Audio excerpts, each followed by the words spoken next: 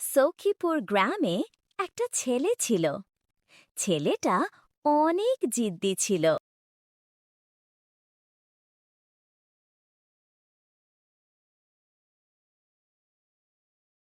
চাচা, খাবার দাও, অনেক খিদা লাগছে।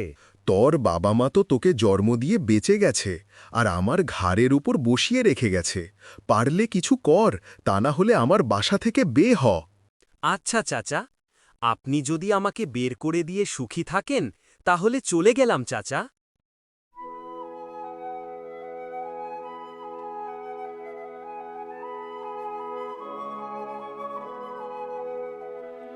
আঙ্কেল, আমাকে কি একটা কাজ দিতে পারবেন? আঙ্কেল, ও আঙ্কেল।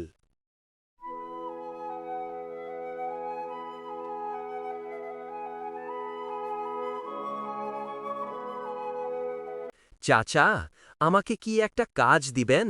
আমি খুব অসহায় চাচা, আমাকে কেউ কাজ দিতে চায় না। আচ্ছা, তুমি কি কাজ করতে পারবে? তুমি পারলে আমার কোনো সমস্যা নেই। আজ থেকে তুমি এই গরু দেখাশোনা করবে। তারপর ছেলেটির জীবন গরু দেখাশোনা করে জীবন সুখে শান্তিতে কেটে গেল।